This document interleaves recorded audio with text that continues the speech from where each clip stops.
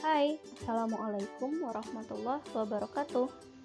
Selamat datang di mata kuliah konseling individu dengan tim dosen Ibu Zahra Nilisa dan Ibu Jamilah Aini Nasution. Pada mata kuliah ini kita akan membahas tentang tahapan dalam konseling. Menurut Prayitno tahun 2005 ada 5 tahapan dalam konseling. Tahapan yang pertama adalah tahapan pengantaran.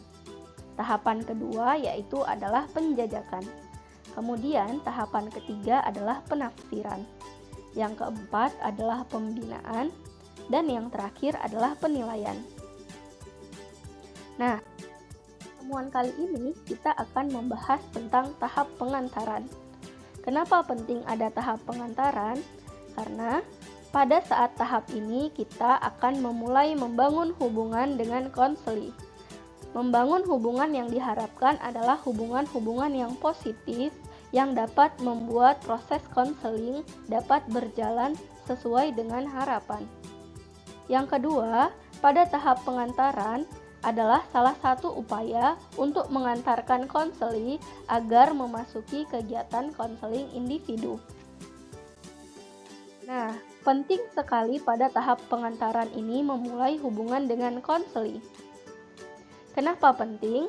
Karena pada saat memulai hubungan dengan konseli, kita akan membangun kesan-kesan yang baik. Dengan membangun kesan di awal pertemuan, maka akan menentukan keberhasilan dari kegiatan konseling. Kalau kita membangun kesan yang positif, maka peserta didik akan merasa bahwa pilihannya untuk mendatangi kita adalah pilihan yang tepat. Namun, apabila kita memberikan kesan yang negatif atau tidak baik, maka profesi kita sebagai seorang konselor atau guru BK akan tidak dipercayai oleh konseli. Nah, ada 10 teknik untuk memulai hubungan selama konseling. Yang pertama adalah 3M. Yang kedua adalah penerimaan. Yang ketiga adalah kehangatan. Yang keempat adalah keterbukaan. Yang kelima adalah penerimaan positif dan penghargaan. Yang keenam adalah jarak dan posisi duduk. Yang ketujuh adalah sikap duduk. Yang kedelapan yaitu kontak mata. Yang kesembilan adalah ajakan terbuka untuk berbicara. Dan yang terakhir adalah penstrukturan. Oke, Ibu akan menjelaskan mengenai teknik-teknik ini. Teknik yang pertama adalah teknik 3M, memperhatikan, memahami, merespon. Umumnya pada M pertama kita lebih sering mendengar itu sebagai mendengar.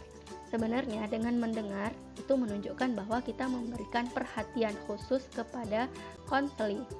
Nah, teknik 3M adalah salah satu teknik yang paling dasar pada kegiatan konseling.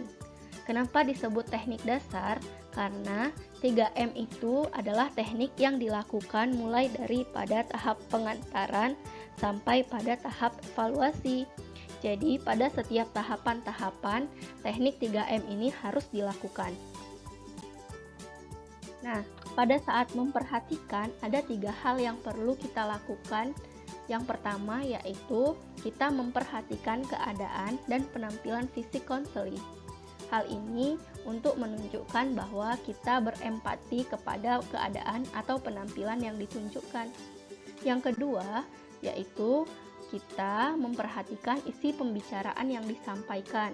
Jangan sampai peserta didik atau konseli merasa bahwa ketika dia berbicara, kita tidak memberikan perhatian kepada dia, atau kita malah melakukan hal-hal yang di luar dari proses kegiatan, sehingga membuat konseli merasa risih dan tidak mau lagi menceritakan kondisi-kondisinya saat ini.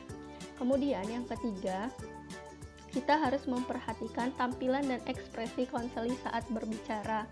Kenapa? Karena kita juga harus mensinkronkan antara isi pembicaraan yang dia sampaikan dengan tampilan dan ekspresi yang dia tunjukkan. Hal ini dapat membantu kita untuk memberikan respon yang benar. Dengan memperhatikan, kita dapat memahami pikiran, perasaan, atau perilaku dari konseli. Maka dengan memperhatikan juga kita bisa memahami makna dari ucapan dan gerakan yang dimunculkan oleh konseli. Kemudian yang terakhir adalah merespon. Setelah kita dapat memperhatikan dan memahami peserta didik atau konseli, maka kita dapat memberikan respon yang tepat. Teknik selanjutnya akan dibahas di video kedua.